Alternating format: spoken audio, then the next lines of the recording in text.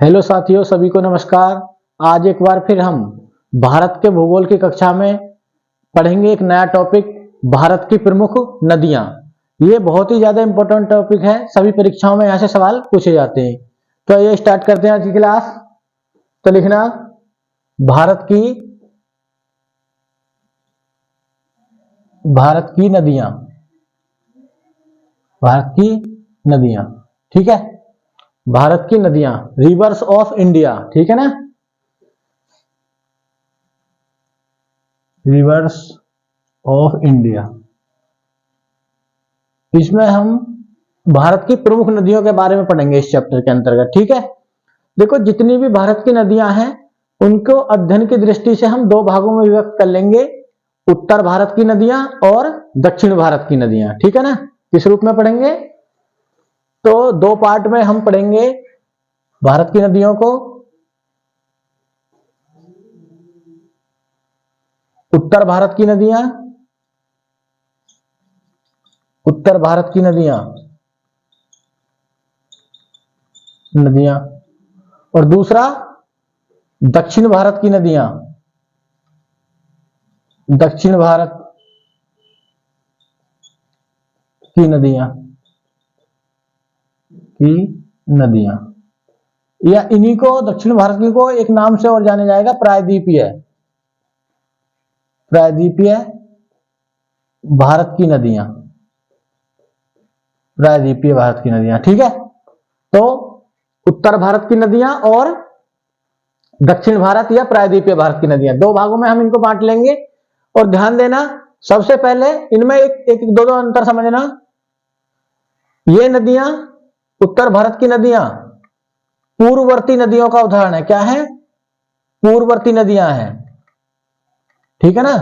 ये सभी पूर्ववर्ती नदियां हैं। और दक्षिण भारत की जो नदियां हैं ये अनुवर्ती नदियां हैं, अनुवर्ती नदियां। इसका मतलब क्या है? देखो, बिल्कुल सिंपल है, इसको ऐसा समझना कि आपको ये बताया था मैंने जब प्रायद्वीपीय भारत का भाग पढ़ाया था कि भारत का ये वाला पार्ट पहले भारत इतना था ना आकार में, जब किससे, अफ्रीका से अलग हुआ था ये। तो यहां पर धरती पहले थी, स्थल पहला आया और नदियां यहां पर बाद में आई हैं, गोदावरी, कृष्णा, कावेरी, ठीक है। तो यहां पर नदियां स्थल के बाद आई हैं, तो ऐसी नदियां क्या कहलाएंगी? अनुवर्ती, ठीक है ना। नदियां बाद में, स्थल पहले, ठीक है ना। सिंपल रूप में ऐसे समझना, ठीक है ना। कभी कभी विकल्प दे देता है निम्नलिखित में से कौन सी नदी अनुवर्ती नदी है और कौन सी नदी पूर्ववर्ती नदी है। तो अनु मतलब पीछे आई है नदियां। और जहां पर ये नदियां हैं, अब उत्तर भारत की नदियां, वहां पहले तैतीस सागर था, तो ये नदियां मोस्टली उसी में गिरती थी, ठीक है ना, तैतीस सागर में। तो वहां नदियां पहले थी और जमीन बाद में बही, ठीक है ना। तो पूर्ववर्ती नदियां मतलब नदियां पहले आई और स्थल का निर्माण बाद में, स्थल का निर्माण बाद में। तो बिल्कुल सिंपल बात है, इसको समझ लेना, ठीक है, बाद में, ठीक है। तो संपूर्ण भारत की नदियों को हमने दो भागों में बांटा है, उत्तर भारत की नदियां और दक्षिण भारत की नदियां। उत्तर भारत की नदियां किसका उदाहरण है? पूर्ववर्ती नदियों का उदाहरण है, यानी ये पहले आई है नदियां और जमीन यहां पर बाद में आई है। दक्षिण भारत की नदियां क्या है? अनुवर्ती नदियां हैं। एक दूसरा डिफरेंस इनमें ध्यान रखना, पहला पॉइंट तो हो जाएगा, दूसरा पॉइंट इसी में याद रख लेना आप कि उत्तर भारत की जो नदियां हैं वो हिमालय क्षेत्र से निकलती हैं, तो वो सदा नीरा है, उनमें वर्ष भर जल बहता है, ठीक है ना। तो ये दूसरा इनका लक्षण क्या हो जाएगा? सदा नीरा है, सदा नीरा, ठीक है। सदा नीरा है, क्या होता है? वर्ष भर जल बहता, वर्ष भर जल बहता है, ठीक है, वर्ष भर जल बहता है। तो ये पॉइंट आपको याद रखना। साउथ की नदियां जो हम पढ़ेंगे जब, तो ये नंबर 2 पॉइंट इसमें, ये सदा नीरा नहीं है, ठीक है ना। नंबर 2, सदा नीरा नहीं, केवल एक नदी है कावेरी, किसने? कावेरी। हम सब कारण पढ़ेंगे कावेरी ही नदी में ही। कावेरी नदी, कावेरी एक दक्षिण भारत की एकमात्र ऐसी नदी रहेगी जो वर्ष भर जिसमें जल बहेगा, ठीक है ना, वो कभी नहीं सूखेगी। तो ये पॉइंट याद रखना, एकमात्र नदी। अभी हम सारी नदियों को डिटेल से देखेंगे, ठीक है ना।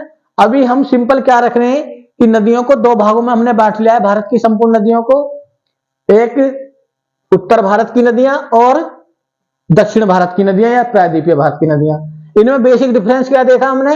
ये नदियां पूर्ववर्ती नदियां हैं और दक्षिण भारत की नदियां अनुवर्ती नदियां हैं, ठीक है। सदा नीरा, ये क्या है? सदा नीरा, इनमें हमेशा जल बहेगा साल भर, और इनमें साल भर जल नहीं बहेगा, ठीक है, हिमालय क्षेत्र से निकलेंगी। तो एग्जाम्पल में अगर हम सिंपल समझें तो इसमें गंगा या सिंधु ऐसा बोल सकते हैं, सिंधु नदी तंत्र, सिंधु नदी तंत्र, गंगा नदी तंत्र, नदी तंत्र, ब्रह्मपुत्र नदी तंत्र, नदी तंत्र, इनको पढ़ेंगे। मतलब कहने का मतलब यह है, सिंधु और उसकी सहायक नदियों को हम क्या बोलेंगे? सिंधु नदी तंत्र। गंगा और उसकी सहायक नदियां यमुना, समझ में है ना, गंडक, कोसी, रामगंगा, घाघरा, ये सब किसमें जाएंगे? गंगा नदी तंत्र में। ब्रह्मपुत्र और उसकी सहायक नदियां, तो उत्तर भारत की नदियां में हम इनको देखेंगे, ये प्रमुख नदियों को। और इसमें हम दक्षिण भारत की नदियों में देखेंगे नर्मदा, ताप्ती, प्रायद्वीपीय भारत की नदियां ये, ठीक है। और कावेरी, गोदावरी, या पहले गोदावरी कृष्णा कावेरी क्रम से लिख लेना, गोदावरी, कृष्णा, कावेरी आदि, ठीक है ना। बहुत सारी नदियां हैं जिनको हम मैप में समझेंगे, ठीक है ना। अभी ये केवल सिंपल समझना आप कि उत्तर भारत की नदियां और दक्षिण भारत की नदियां क्या हैं, ठीक है ना। तो हमने संपूर्ण नदियों को इसमें दो भागों में बांट लिया है, ठीक है। इस सबसे सिंपल है, ठीक है। इसमें हम देखो पहले उत्तर भारत में बहने वाली एक ऐसे मैप बनाएंगे रफली, ठीक है ना। और उसमें हम पहले उत्तर भारत की नदियों को देखेंगे, फिर हम साउथ की नदियों को देखेंगे, ये ध्यान रखना।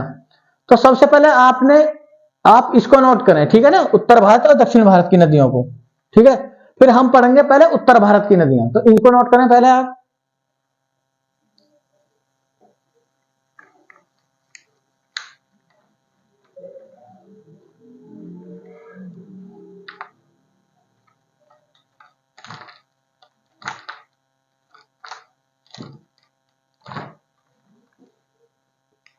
अब हम पहले किसको देखेंगे? उत्तर भारत की नदियां,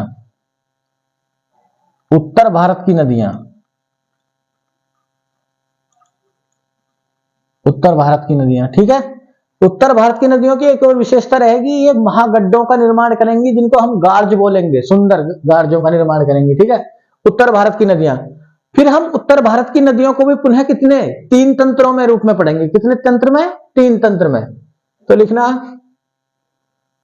पहला पॉइंट, उत्तर भारत की नदियों को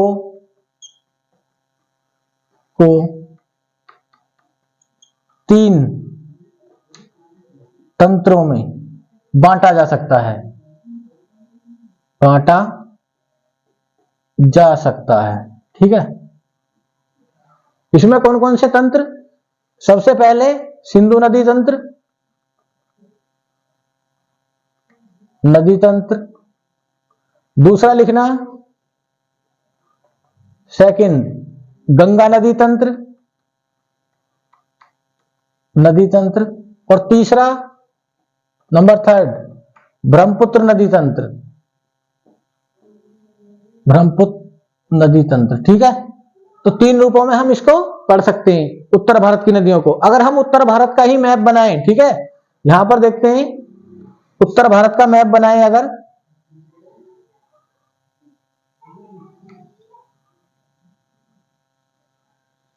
ठीक है, ये तो इसमें हम आज जो टॉपिक लेंगे वो लेंगे हम सिंधु नदी तंत्र को। किसको? सिंधु नदी तंत्र को, ठीक है ना। आज हमारा टॉपिक क्या रहेगा? सिंधु नदी तंत्र। तो सबसे पहले हेडिंग लिखना सिंधु नदी तंत्र, नंबर 1 सिंधु नदी तंत्र, सिंधु नदी तंत्र, ठीक है। या सिंधु नदी को क्या बोलते हैं? इंडस।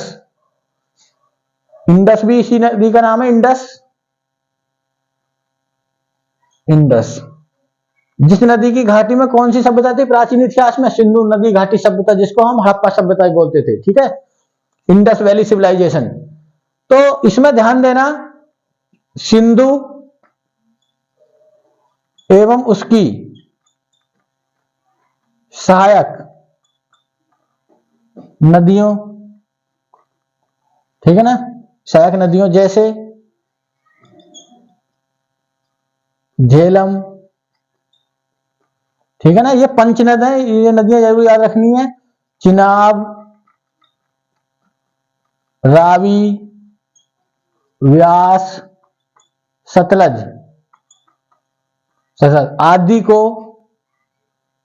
आदि को सिंधु नदी तंत्र कहा जाता है, तंत्र कहा जाता है, सिंधु नदी तंत्र कहा जाता है, ठीक है। ये पॉइंट याद रखना, सिंधु नदी में सिंधु और उसकी सहायक नदियां आएंगी। तो इसको देखो यहां से, अब देखना, ठीक है। सिंधु नदी तंत्र हम पढ़ रहे हैं, कौन सा? सिंधु नदी तंत्र। तो यहां पर ये तिब्बत, और तिब्बत में एक झील है मानसरोवर झील, ठीक है ना, ये तिब्बत और ये मानसरोवर, ठीक है। तो क्वेश्चन ये आता है, इस मानसरोवर झील से 3 प्रमुख नदियां निकलती हैं भारत की, ठीक है ना, जिसमें हम 2 को पढ़ेंगे, किसके अंतर्गत? सिंधु नदी तंत्र के अंतर्गत, ठीक है। और एक नदी ब्रह्मपुत्र। तो सबसे पहले सिंधु नदी, ठीक है ना, हम किसके बारे में जानेंगे? सिंधु नदी के बारे में। सिंधु नदी, Indus, Indus river, Indus river, ठीक है।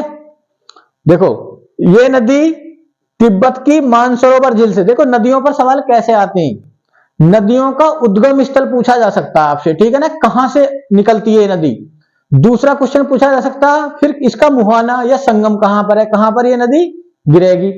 और तीसरा क्वेश्चन, जो इसकी प्रमुख सहायक नदियां हैं, ठीक है ना। ये 3 मुख्य रूप से क्वेश्चन बनते हैं, तो इनको आप नोटिस करते चलना, ठीक है। तो सिंधु नदी कहां से? जो तिब्बत की मानसरोवर झील है, वहां पर एक हिमनद है, सानो खयाब हिमनद, जिसको सिंहमुख बोलते हैं, तो ये वहां से निकलती है, ठीक है। और आपको मैंने बताया था, जब हिमालय का उत्तर का भाग पढ़ाया था, यहां पर कराकोरम श्रेणी, और एक श्रेणी कौन सी? लद्दाख, और एक जास्कर, ठीक है। तो ये लद्दाख और जास्कर के बीच बहती है, लद्दाख और जास्कर श्रेणी, लद्दाख श्रेणी ये ट्रांस हिमालय के अंतर्गत है, ट्रांस हिमालय, ठीक है। तो ये तिब्बत की मानसरोवर झील के सानो खयाब हिमनद से निकलती हुई कहां पर? लद्दाख में दमचौक नामक स्थान पर लद्दाख में प्रवेश करती है, और लद्दाख से होती हुई फिर कहां को निकल जाती है ये? इसको इतना नोट कर लें, फिर इसको इनको मैप में समझाएंगे, ठीक है, इतना नोट करें।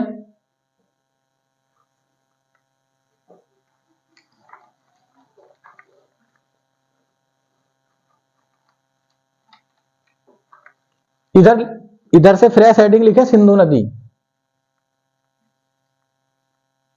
सिंधु नदी, ठीक है। इंडस, सबसे पहले इसकी लंबाई 2880 किलोमीटर, ठीक है। और कहीं कहीं बुकों में आपको लिखा मिलेगा 3180 किलोमीटर, तो ज्यादातर बुकों में 2880 किलोमीटर है, ठीक है ना। इसको ज्यादा याद रखना, अगर ये विकल्प ना हो तो 3180 किलोमीटर का विकल्प हो सकता है, ठीक है। तो देखना मैप में, देखना इसको, ये तिब्बत की मानसरोवर झील के कौन से हिमनद से? सानो खयाब हिमनद से निकलती हुई, और लद्दाख और जास्कर पीर पंजाल श्रेणियों के बीच से बहती हुई, और फिर कहां चली जाती है? ये पाकिस्तान में चली जाती है। कहां पर? पाकिस्तान में। तो ये पाकिस्तान की राष्ट्रीय नदी भी है, और वहां की सबसे प्रमुख नदी है। लगभग 93% इसका विस्तार पाकिस्तान में है, और 7% कहां पर है? तिब्बत और भारत दोनों में, ठीक है ना। तो ये तीन देशों से होकर बहती है। पहले हम ऐसे बोल सकते हैं, तिब्बत यानी चीन से, लद्दाख यानी भारत से, और फिर पाकिस्तान में, ठीक है ना। तो ये कौन सी नदी है? सिंधु नदी। तो सबसे पहले इसका उद्गम स्थल क्या है? पहला क्वेश्चन, कहां से निकलती है? इसके बारे में पहला पॉइंट हमें क्या जानना है?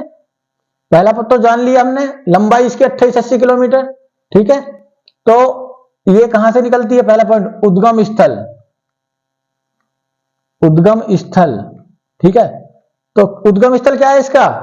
तो इसका उद्गम स्थल है तिब्बत, तिब्बत की मानसरोवर, मानसरोवर झील के निकट सानो खयाब, सानो खयाब, सानो खयाब मतलब सिंहमुख, सिंहमुख हिमनद, हिमनद से, ठीक है। सबसे पहला पॉइंट आपको ये याद रखना, ठीक है। सबसे क्लियर है बिल्कुल। दूसरा पॉइंट जो इसके बारे में आपको जानना कि ये कितने देशों में बहती है? 3 देशों में। तो तिब्बत, तिब्बत यानी चीन, कोमा लद्दाख यानी भारत से होकर कहां चली जाती है? पाकिस्तान चली जाती है, पाकिस्तान चली जाती है। तो ये पॉइंट आपको याद रखना है, ठीक है। सबको क्लियर है इतना पॉइंट? दूसरा, पाकिस्तान, ये लिखना, पाकिस्तान की प्रमुख नदी है और पाकिस्तान की राष्ट्रीय नदी भी है, राष्ट्रीय नदी है, ठीक है। पाकिस्तान में इसका क्षेत्रीय विस्तार कितना है? लगभग 93%, 93%, ठीक है। यहीं पर यह ध्यान रखना, ये 28-80 किलोमीटर में से भारत में केवल, भारत में इसकी लंबाई लगभग 11-14 किलोमीटर है, ठीक है ना। यानी हमारे यहां इसका विस्तार कम है और पाकिस्तान में ज्यादा है। पाकिस्तान की ये प्रमुख सहायक नदी है, ठीक है ना।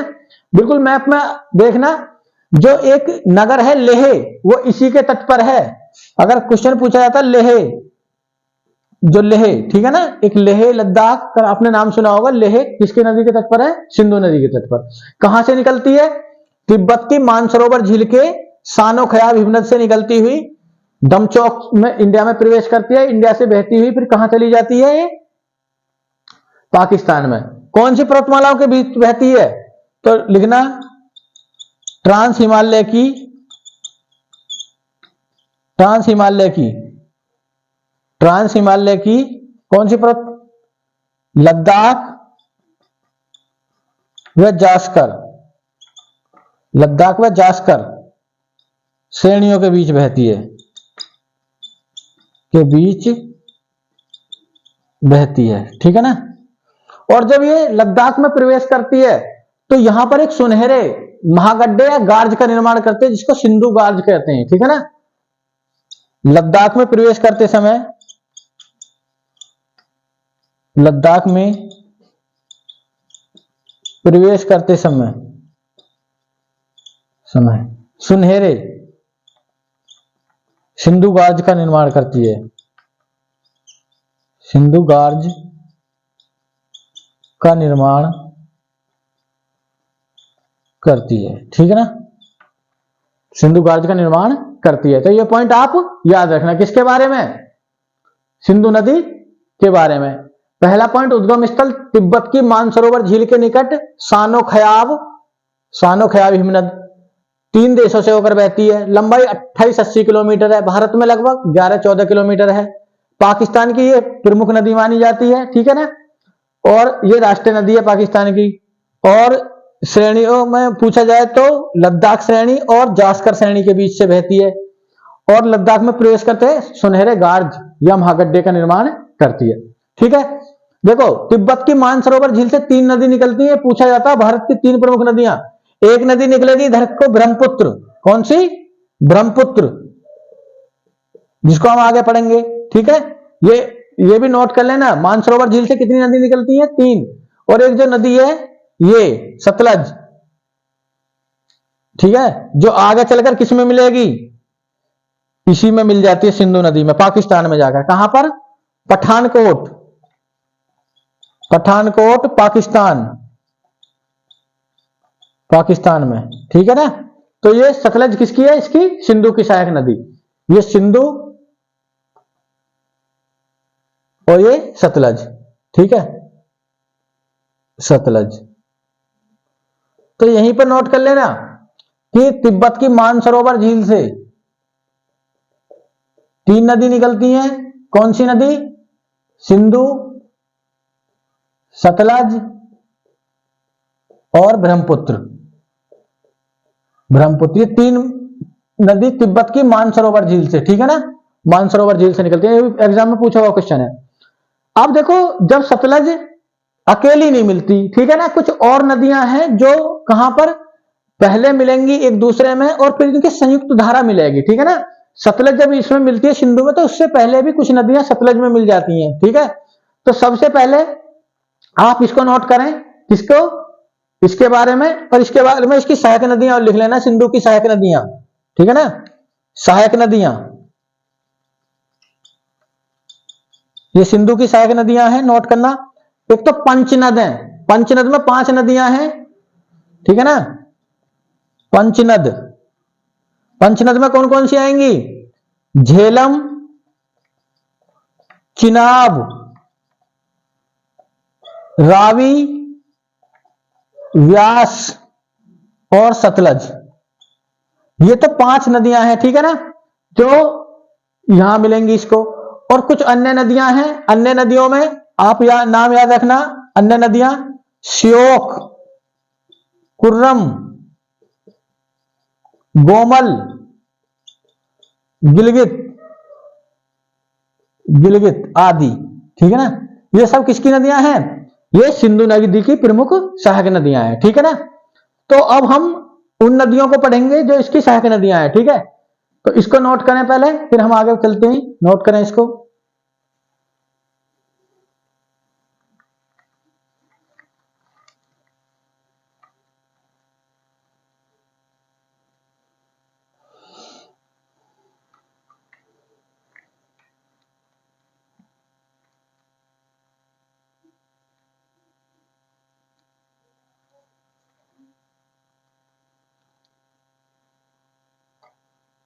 तो सिंधु नदी ये सब कहां पर गिरेंगी? फिर ये अरब सागर में, इधर कहां गिर जाएंगी? अरब सागर। तो सिंधु नदी का मुहाना क्या है? अरब सागर, ठीक है, अरब सागर। तो ये भी लिख लेना पॉइंट, सिंधु व उसकी सहायक नदियां, सहायक नदियां कहां पर गिर जाती हैं? अरब सागर में, अरब सागर में, ठीक है ना। उसमें व्यास नहीं गिरेगी, ठीक है ना, ये ध्यान रखना, व्यास नदी नहीं गिरेगी। तो सिंधु नदी का मुहाना कहां पर है? तो अरब सागर में, ठीक है। अब देखो, इससे अच्छा आप यही लिखो केवल कि सिंधु नदी का मुहाना, ये अच्छा रहेगा पॉइंट। सिंधु नदी का मुहाना, मुहाना कहां पर है? अरब सागर में, ठीक है। तो ये अरब सागर में गिरती है, ठीक, उद्गम हुआ। अब दूसरी जो नदी हम पढ़ेंगे इसमें झेलम। कौन सी नदी? झेलम, जो इसकी एक सहायक नदी थी, झेलम, ठीक है, झेलम। देखो, इनके कुछ वैदिक काल में भी नाम थे, तो उस नाम को भी आप याद कर लेना। जो वैदिक नाम है इसका, प्राचीन नाम, प्राचीन नाम याद कर लेना, वितस्ता, वितस्ता, ठीक है, ये इसका प्राचीन नाम था, वैदिक नाम इसका। और दूसरा पॉइंट याद रखना इसके बारे में, झेलम के बारे में, ठीक है। झेलम की लंबाई कितनी है? लगभग 745 किलोमीटर लंबी है, 745 किलोमीटर लंबी, ठीक। अब इसको देखना कहां से ये निकलेगी। तो ये जम्मू कश्मीर में जो बेरीनाग झरने के पास, ठीक है, कहां से? बेरीनाग झरने के पास से निकलेगी और कश्मीर में होती हुई फिर ये किस नदी में गिर जाएगी? एक नदी इधर से चिनाब निकलेगी हिमाचल प्रदेश से, तो ये चिनाब नदी में मिल जाएगी, ठीक है ना। ये नदी है झेलम और ये नदी है चिनाब।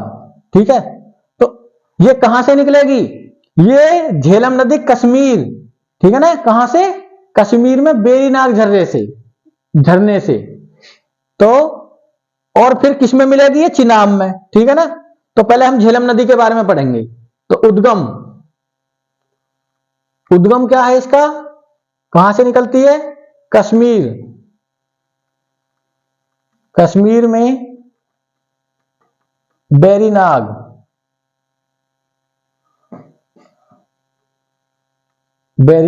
झरने से। ठीक है, पहला पॉइंट, यानी कश्मीर से निकलती है। दूसरा पॉइंट, इसकी लंबाई पहले ही बता चुका हूं 745 किलोमीटर। अगला पॉइंट इसको याद रखना, झेलम नदी को कश्मीर की क्या बोलते हैं? झेलम नदी को कश्मीर की नील नदी कहा जाता है। इसको कश्मीर की लाइफ लाइन भी कहा जाता है, जीवन धारा, जीवन रेखा। ठीक है, तो झेलम नदी को कश्मीर की जीवन रेखा यानी लाइफ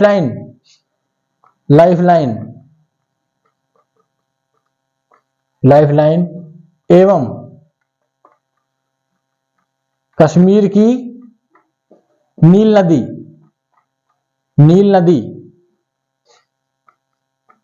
कहा जाता है। तो ये भी पॉइंट आप याद रख लेना, कहा जाता है किसके बारे में? झेलम नदी के बारे में। उद्गम मैं बता चुका हूं, इसका मुहाना या संगम कहां है? तो संगम है इसका चिनाब नदी, पाकिस्तान। ठीक है ना, पाकिस्तान में जाकर कौन सी नदी में मिल जाती है? चिनाब नदी में। अब फिर वही क्वेश्चन, इसकी सहायक नदियां क्या है? तो ध्यान देना, ठीक है, चुलबुल परियोजना इस पर एक चल रही है जो पूछी जाती है एग्जाम में। देखो ध्यान देना, इसकी एक सहायक नदी अगर पूछी जाए तो इसकी एक सहायक नदी है किशनगंगा। ठीक है ना, सहायक नदी किशनगंगा,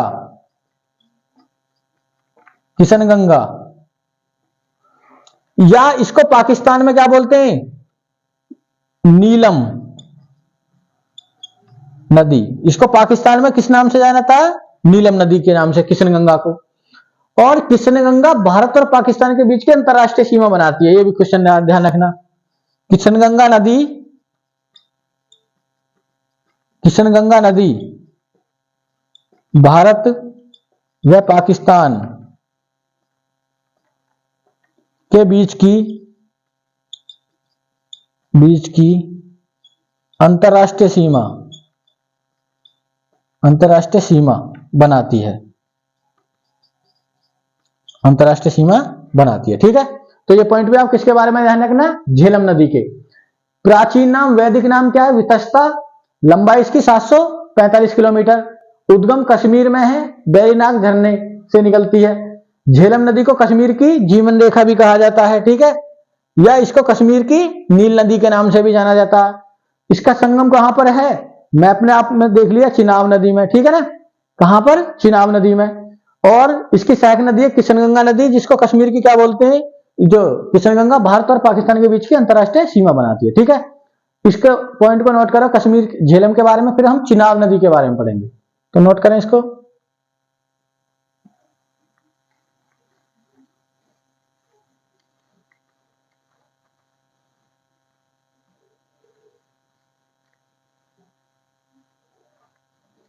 अगला पॉइंट लिखना, चिनाब नदी, नंबर 3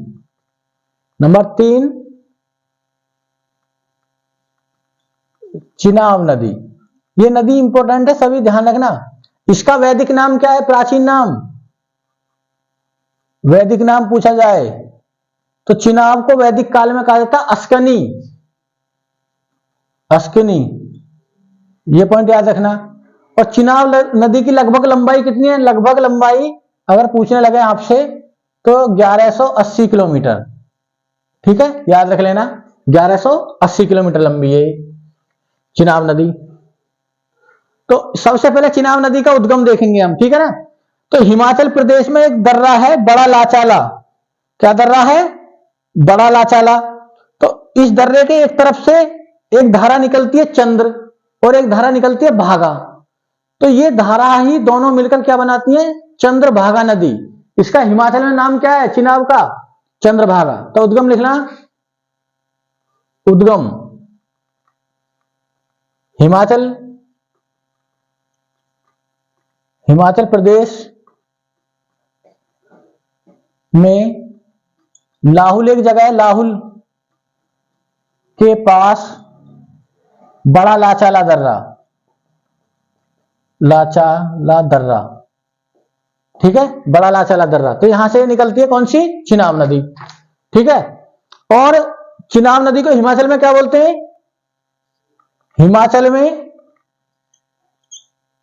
हिमाचल में चंद्रभागा, चंद्रभागा नदी, ठीक है। और क्यों बोलते हैं? क्योंकि ध्यान देना, ये बड़ा लाचाला दर्रा इसको मान लेना, तो दो धाराएं निकलेंगी, चंद्र और भागा, और ये दोनों मिलकर क्या बनाएंगे? चंद्रभागा। जो दो धाराएं चंद्र धारा और भागा धारा मिलकर चंद्रभागा बनाती हैं। फिर इसी नदी का नाम क्या पड़ता? चिनाब नदी। और चिनाब नदी का मुहाना कहां पर है? इसको नोट करना। तो चिनाब नदी आगे चलकर एक नदी निकलेगी रावी, हिमाचल प्रदेश से ही, ठीक है ना। तो ये रावी में गिर जाएगी। कौन से में? रावी में, रावी नदी में, ठीक है। तो इसका मुहाना है रावी नदी। तो मुहाना लिखना, ये लिखना, हिमाचल में से चंद्रभागा नदी कहते हैं, ठीक है। दो धाराएं से चंद्र और भागा से मिलकर बनती है। अगला पॉइंट जो है उसमें याद रखना है आपको, संगम। संगम क्या है इसका?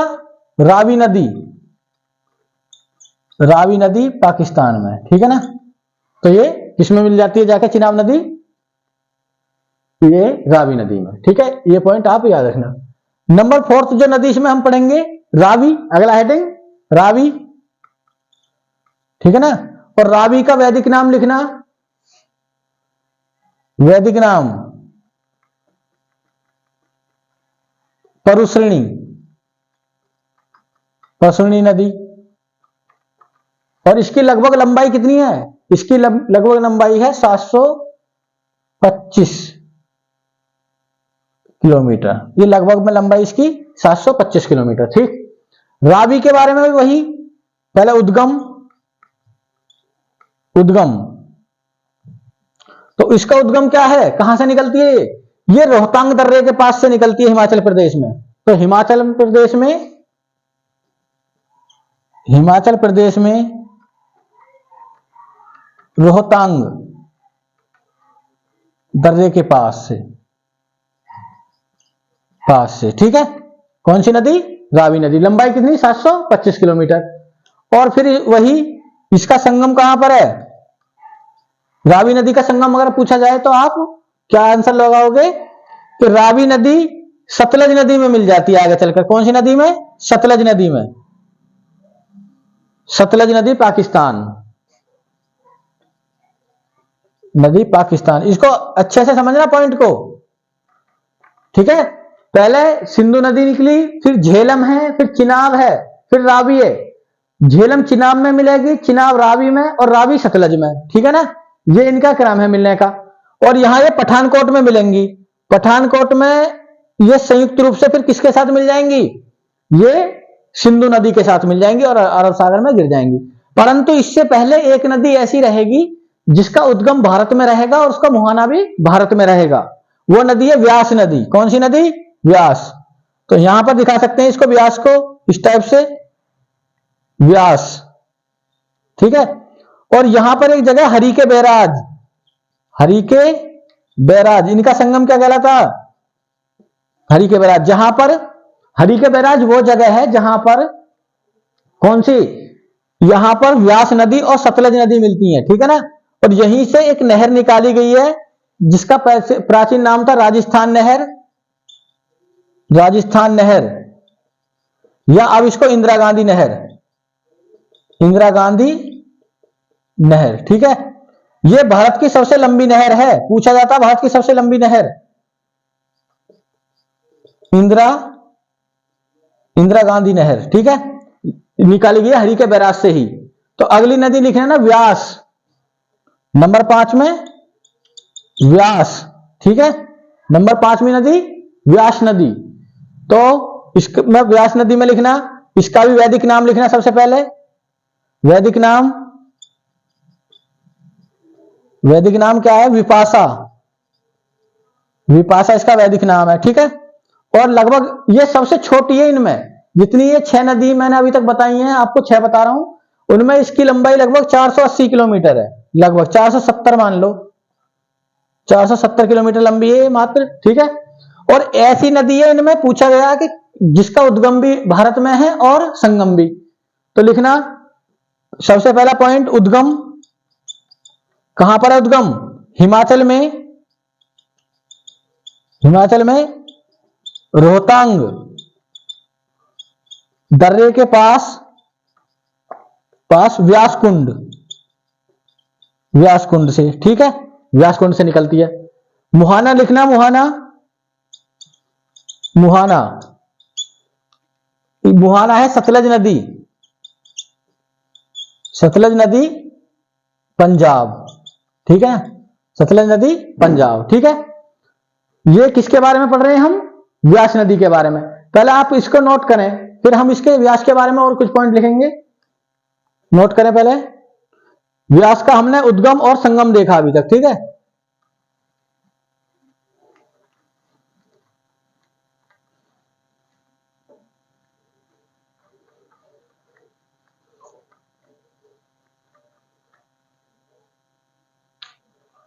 अगला पॉइंट लिखना है व्यास नदी के बारे में, ठीक है, व्यास नदी के बारे में अगला पॉइंट, जहां पर व्यास सतलज में मिलती है वो जगह क्या है, हरिके बैराज। तो व्यास व सतलज नदी हरिके बैराज ये पंजाब में है, पंजाब में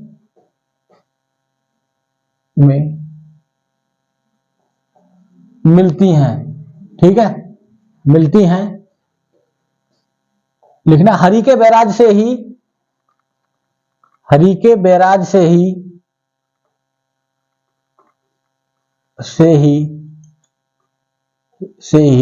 भारत की सबसे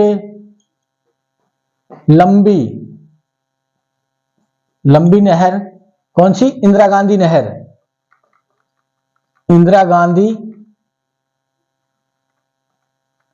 नहर, या इसी का नाम क्या है, यह राजस्थान नहर, ठीक है, निकाली गई है। तो पूछ लिया जाता, व्यास कैसी नदी है, व्यास ऐसी नदी है, इसमें मतलब इनमें से, व्यास ऐसे लिखना, व्यास पंचनद नदियों में ऐसी नदी है, जो 5 बताई है, ऐसी नदी है जिसका उद्गम व मुहाना भारत में ही है, ठीक है। तो ये पॉइंट भी व्यास के बारे में याद रखना है, ऐसे भी ये पूछा हुआ है। और ये लास्ट नदी कौन सी है हमारी, सतलज, ठीक है। और व्यास नदी की घाटी को क्या कहते हैं, कुल्लू घाटी, ये भी लिखना ना, व्यास नदी की घाटी कुल्लू घाटी कहलाती है, मैं पहला बता चुका हूं भारत की प्रमुख घाटियां, ठीक है ना, पिछली वीडियो में। अब लिखना सतलज, अंतिम नंबर 6 नदी सतलज नदी। सबसे पहले वही, इसका वैदिक नाम सुतुद्री, ठीक है, सुतुद्री इसका वैदिक नाम है। और लंबाई इसकी है 1500 किलोमीटर, लगभग कितनी 1500 किलोमीटर, ठीक है, 1500 किलोमीटर लंबी है ये। सबसे पहले वही उद्गम तिब्बत की मानसरोवर झील के पास राकसताल से, तिब्बत की मानसरोवर झील के पास राकसताल से, ठीक है, राकसताल से। तो ये पॉइंट भी आप याद रखना। और देखो आगे हम बांध पढ़ेंगे, शहर पढ़ेंगे, तो भांगड़ा नागल बांध इसी नदी के पर है जो हिमाचल और पंजाब दोनों में आता है, ठीक है। तो राकसताल झील से निकलती है। संगम या मुहाना, संगम क्या है इसका, ये सतलज और ये इन सभी नदियों की संयुक्त धारा, सतलज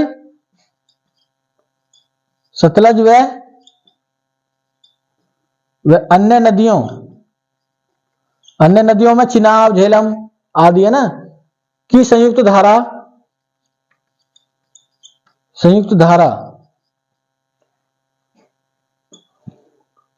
ये मिठानकोट है, सॉरी है ना, पठानकोट नहीं है, मिठानकोट है, मिठानकोट। ये मुझे अपने भारत वाला याद आ गया, ठीक है ना, मिठानकोट संयुक्त धारा। पाकिस्तान में मिठानकोट के पास सिंधु में मिल जाती हैं, ठीक है। तो ये पॉइंट आप याद रखना, किसके बारे में, सतलज के बारे में, ठीक है। देखो इस मैप को अच्छे से करना कवर, ठीक है। पहले हमने कौन सी नदी, सिंधु, फिर सिंधु के बाद झेलम, फिर चिनाब, फिर रावी, फिर व्यास और फिर लास्ट में सतलज। और सतलज में ही सभी नदियां मिलेंगी बारी बारी से। और ये संयुक्त धारा मिठानकोट पाकिस्तान में जाके किसमें मिल जाएगी, ये। और फिर ये सब नदी किसमें गिर जाएंगी, लास्ट में अरब सागर, कहां पर, अरब सागर में गिर जाएंगी, ठीक है ना। तो इन सभी नदियों को अच्छे से करना, ठीक है ना। देखो तीन ये नदियां जो तिब्बत की मानसरोवर झील से निकलती हैं, जिसमें एक सिंधु है, एक सतलज है और इधर से ब्रह्मपुत्र है, ठीक है। तो ये नदियां थी किसके, जो सिंधु नदी तंत्र में शामिल थी, ठीक है ना, जिसमें हमने सिंधु के बारे में जाना, ठीक है। सिंधु के अतिरिक्त झेलम, चिनाब, रावी, व्यास, सतलज, ये नदियां, यानी आज हमने 6 नदियों को कवर करा, ठीक है ना। अब क्योंकि ये नदी भारत और पाकिस्तान से संबंधित है सीधी, तो इनके लिए इनके पानी का उपयोग कैसे करें, तो 1960 में एक समझौता हुआ था जिसको सिंधु नदी समझौता कहा जाता है, ठीक है। तो पहले आप इसको नोट करें, इन नदियों को, इस चित्र को देखना, बनाना इसको, और इसको ऐसे कर लेना तो और अच्छा रहेगा। ये इसमें मिलेगी, ये इसमें और व्यास तो इधर यहां मिल ही रही है, ठीक है। तो इसको चित्र को बनाना, इसको नोट करें, फिर हम थोड़ा सिंधु नदी समझौते के बारे में बात करेंगे, ठीक है। तो लिखो इसको,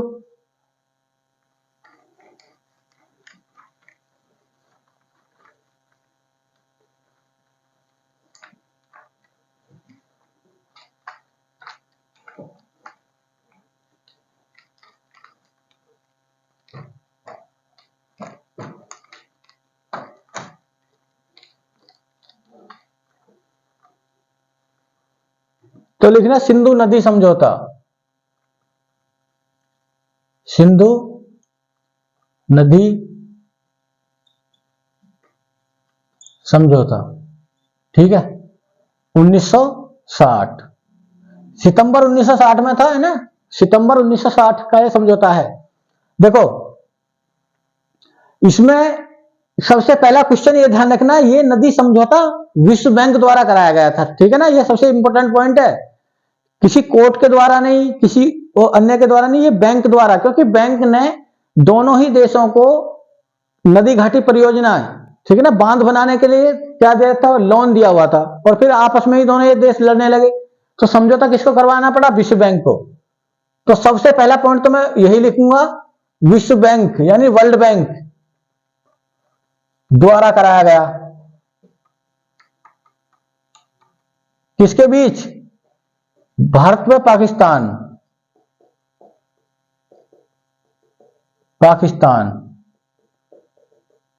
के बीच, ठीक है। तो ये पॉइंट याद रखना। देखो इस समझौते में क्या तय हुआ, इसके दो प्रमुख प्रावधान आप याद रखना, ठीक है ना, अलग अलग बता देता हूं, वैसे एक में बताए जा सकते हैं कि सिंधु नदी का लगभग 80% पानी कौन उपयोग में लाएगा, पाकिस्तान, ठीक है, और 20% पानी लगभग भारत, ठीक है ना, 20% भारत लाएगा। दूसरा जो ऊपर की नदी रहेंगी सिंधु,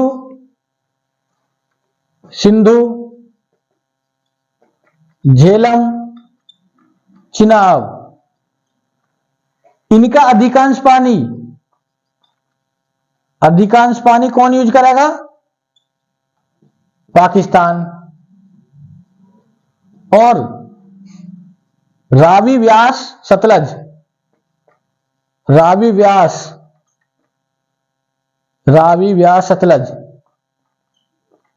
का अधिकांश पानी भारत यूज करेगा, ठीक है, भारत। ऐसे ही बोल सकते हैं कि इन ऊपर वाली नदियों का 80% कौन, पाकिस्तान यूज करेगा, और नीचे वालियों का 20% मिलाकर कौन, भारत यूज करेगा। तो ये सिंधु नदी समझौता था। हाल ही में भारत सरकार ने अभी पाकिस्तान को अल्टीमेटम दिया, चेतावनी दी है कि अगर पाकिस्तान अपनी हरकतों से बाज नहीं आया तो वो सिंधु नदी समझौते को तोड़ देंगे, ठीक है ना, क्योंकि ये पाकिस्तान की मुख्य नदी है जिसका उपयोग पाकिस्तान करता है, ठीक है। तो इन सबको आप याद रखना, ठीक है ना। तो आज के क्लास में क्या जाना था, नदियों, जिसमें हमने उत्तर भारत की नदियों में केवल एक तंत्र, सिंधु नदी तंत्र को जाना, ठीक है, जिसमें 6 प्रमुख नदियां थी। इन सभी को आप अच्छे से याद करना, मैप में प्रैक्टिस करना। फिर हम ऐसे ही पढ़ेंगे गंगा नदी तंत्र, यानी गंगा और उसकी सहायक नदियां, यमुना की सहायक चंबल, ये सब आएंगी। तो उसके बाद हम पढ़ेंगे ब्रह्मपुत्र नदी तंत्र। जब इतना हो जाएगा तो एक कक्षा में फिर प्रायद्वीपीय भारत की नदियां आएंगी। तो इन सभी को आप ये पॉइंट याद रखना कि इनको अच्छे से याद करना। फिर लास्ट वाले दिन हम सभी नदियों को भारत का एक मैप बना के सबको चित्र में दिखाएंगे, ठीक है ना।